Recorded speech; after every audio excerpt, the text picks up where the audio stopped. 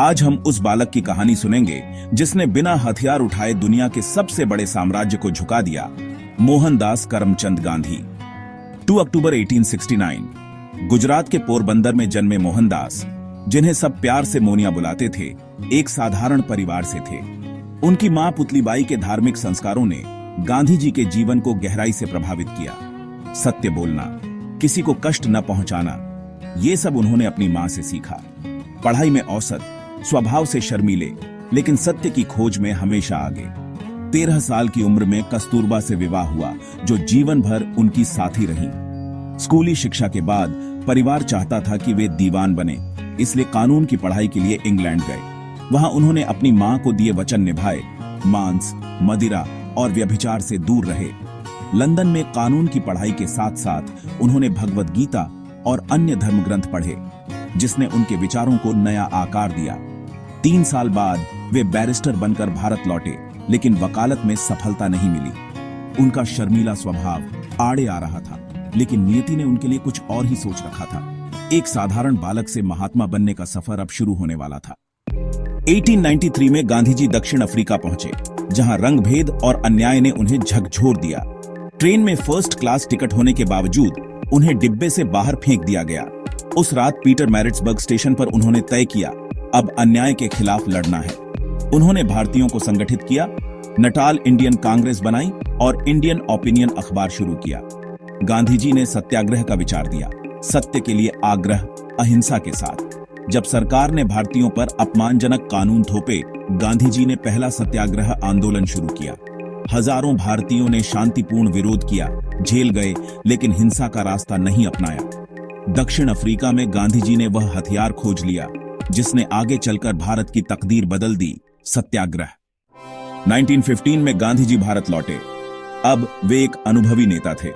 गोपाल कृष्ण गोखले की सलाह पर उन्होंने पूरे देश का भ्रमण किया, किसानों और गरीबों की हालत देखी। 1917 में चंपारण में किसानों के लिए पहला सविनय अवज्ञा आंदोलन किया। अंग्रेजों के आदेश को ठुकरा दिया।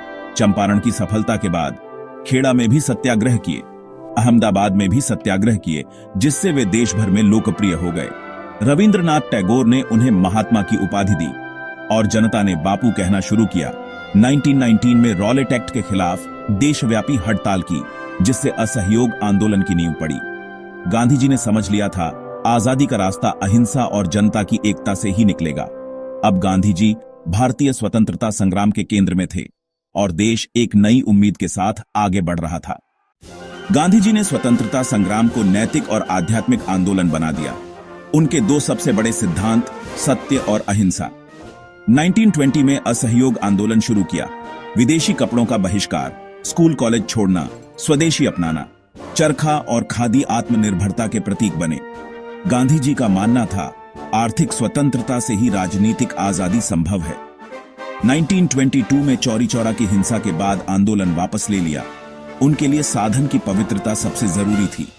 1930 में नमक सत्याग्रह, साबरमती से दांडी तक 385 किमी की यात्रा, समुद्र से नमक बनाकर कानून तोड़ा। दांडी यात्रा ने देश भर में सविनय अवज्ञा आंदोलन को जन्म दिया। लाखों लोग जेल गए, लेकिन अहिंसा नहीं छोड़ी। 1942 में भारत छोड़ो आंदोलन, करो या मरो का नारा दिया, अंग्रेजों को भारत छोड़ने पर मजबूर कर दिया। गांधी जी के अहिंसक आंदोलनों ने पूरी दुनिया को दिखा दिया कि बदलाव के लिए हथियार नहीं, हिम्मत चाहिए।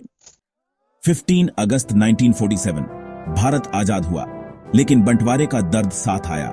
सांप्रदायिक हिंसा के बीच गांधी जी बंगाल में शांति की कोशिश कर रहे थे। उन्होंने हिंदू मुस्लिम एकता के लिए अनशन किया, लेकिन कुछ कट्टरपंथियों को उनका प्रयास पसंद नहीं आया। 30 जनवरी 1948 नाथूराम गोडसे ने गांधी जी की हत्या कर दी। हे राम, उनके अंतिम शब्द थे।